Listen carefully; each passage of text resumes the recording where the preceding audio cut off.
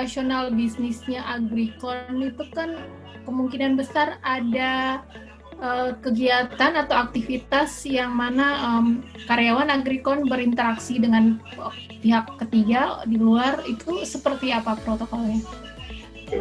Jadi kita juga sudah punya aturan baku, karena memang untuk kita, karena kita berdealing dengan para petani yang Mbak Lili ya, karena kita kan memang di sektornya agribisnis. Nah, protokol-protokol itu pun sudah kita terapkan. Mungkin Om Ahmad yang akan menjelaskan lebih detail. Silakan Om. Ya, baik, untuk kita berhubungan dengan pihak eksternal ya, mungkin kita melakukan perjalanan dinas, ketemu klien, atau klien yang akan ketemu kita menetapkan beberapa aturan. Yang pertama, bagi karyawan kita yang akan melakukan pertemuan misalnya dengan klien di tempat klien atau di tempat kita juga, kita menetapkan bahwa semua orang yang akan melakukan kegiatan tersebut pertama harus sehat. Jadi kita dari form pemantauan harian kita akan lihat karyawan tersebut sehat atau tidak. Apabila sehat, maka diwajibkan pada seluruh karyawan kita, misalnya yang akan kunjungan ke tempat klien, itu selalu menggunakan masker setiap saat. Itu tidak ada kecuali. Kemudian juga apabila memang dipersyaratkan oleh klien untuk melakukan pengujian sebelum bertemu dengan mereka, misalnya rapid test dan lain sebagainya, kita akan ikuti. Kemudian juga selain itu kita keluarkan himbauan bahwa semua karyawan yang melakukan perjalanan dinas, kemudian ketemu klien, itu selalu melengkapi dengan hand sanitizer. Apabila memang memungkinkan, kita wajibkan untuk melakukan cuci tangan. Physical distancing wajib, itu kita lakukan tanpa ada kontak fisik dan lain sebagainya. Kemudian juga kita melakukan beberapa random check ya Om. Jadi kita juga memang berinisiatif melakukan rapid test kepada karyawan-karyawan, beberapa orang karyawan yang memang kita indikasikan ada potensi tertular dan lain sebagainya. Kita inisiatif dari internal perusahaan melakukan rapid test. Apabila memang beberapa karyawan tersebut kita indikasikan juga ada potensi lebih tinggi, kita lakukan swab test ke fasilitas kesehatan. Nah, terkait tadi ketemu klien, protokolnya sebenarnya sangat standar. Kita ikuti protokol dari Kementerian Kesehatan mengenai physical distancing dan lain sebagainya. Apabila ada aturan mengenai jumlah orang yang berkumpul juga kita patuhi. Jadi sebisa mungkin bagi karyawan yang akan melakukan perjalanan dinas, ketemu orang, ketemu klien, termasuk orang-orang kita di lapangan, ketemu petani dan lain sebagainya, selalu kita wajibkan mengikuti protokol-protokol kesehatan yang sudah ditetapkan. Seperti itu, Mbak. Nah, itu pengawasannya untuk memastikan bahwa semuanya berjalan sesuai dengan yang sudah diatur, itu seperti apa, Pak? Jadi yang tadi sudah kami jelaskan, kami itu langsung bagi ke struktur atasannya langsung, Mbak Lili. Jadi kayak misalnya GM, ya mereka yang harus pantau kan manajer-manajernya.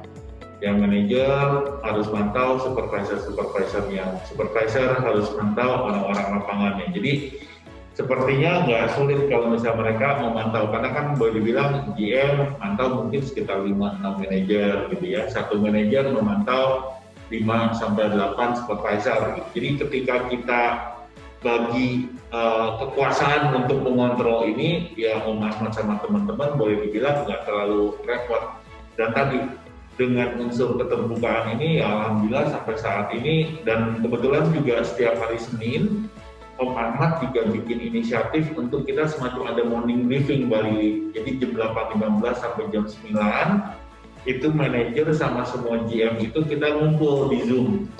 Jadi dari seluruh Indonesia kita Zoom, ayo ada apa aja nih, gitu kan? Di ACI ada apa nggak? Di Asabi ada apa nggak? Di pabrik ada apa nggak? Gitu. Jadi seminggu sekali tuh at least setidaknya kita berkomunikasi dan cari kontrol, gitu ya.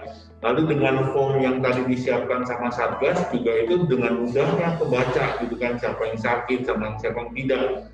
Nah pada saat implementation pertama itu yang kita lakukan bahwa ayo dong guys, gitu ya. ini memang repot nih, lu orang mesti ngisi absen form setiap hari, tapi ini kan buat kepentingan siapa sih? Buat kepentingan kita juga gitu ya. Nah, dengan cara kita di awal sudah immunization, teman-teman paham semua, jadi self controlnya sudah berjalan sih Mbak Lili kalau di Agricon.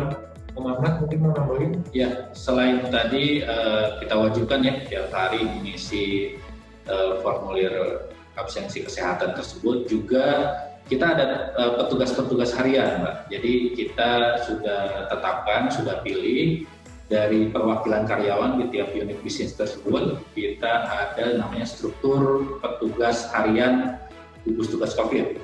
Nah, tugasnya mereka memantau pelaksanaan protokol ini.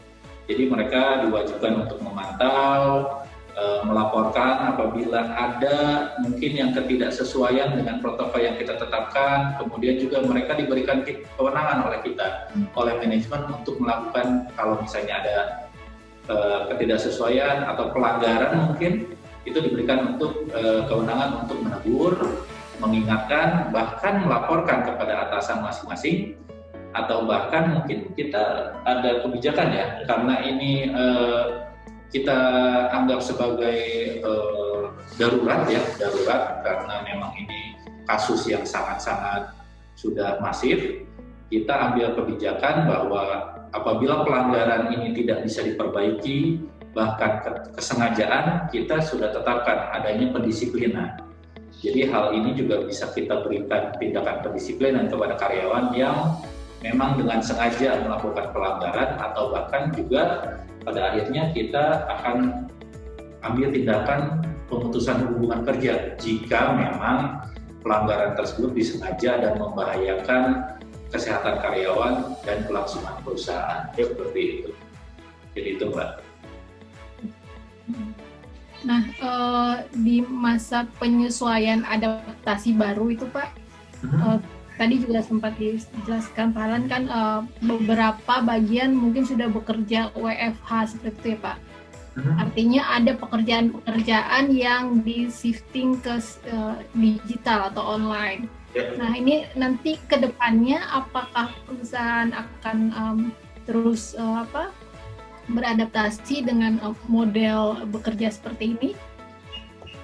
Pastinya Mbak Lili, jadi memang mau tidak mau kita harus beradaptasi dengan kondisi yang ada. Jadi kayak contohnya tadi yang Mbak Lili, di awal-awal itu kita kan sulit ketemu dengan petani, bagaimana kita tetap harus melakukan farmers meeting gitu ya.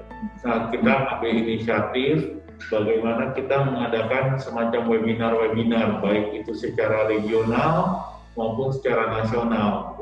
Nah, tadinya kami lumayan cukup khawatir ya, dalam arti kata ini petani, mohon maaf ya, dengan apakah sudah melek digital, apa belum, bagaimana cari responnya dan lain-lain. Ternyata alhamdulillah Mbak Lili, bahwa saat ini kita sudah melakukan cukup banyak ya webinar-webinar yang kita lakukan tiap bulan, dan dampaknya luar biasa banget, Mbak.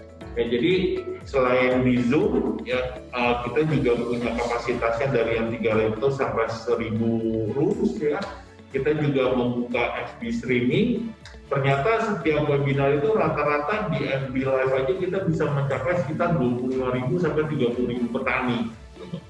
Dan setiap webinar kita juga melakukan direct selling, dan resultnya pun ya alhamdulillah baik gitu ya. Jadi kami meyakini selama kita mau adaptasi, tentunya ada celah, ada peluang-peluang yang bisa kita lakukan untuk kemajuan dari perusahaan ini. Nah itu model yang baru ini apakah seterusnya akan diadopsi oleh perusahaan untuk diterapkan? Sepertinya iya Mbak, karena balik lagi mau tidak mau kan motong ongkos juga transportasi yang berdiri ya, gitu ya, efisien. Kayak kita juga sekarang kayak immunization, kita rencananya national meeting yang tadinya kita biasanya ngumpul, ya kita bisa melakukan lewat virtual ya.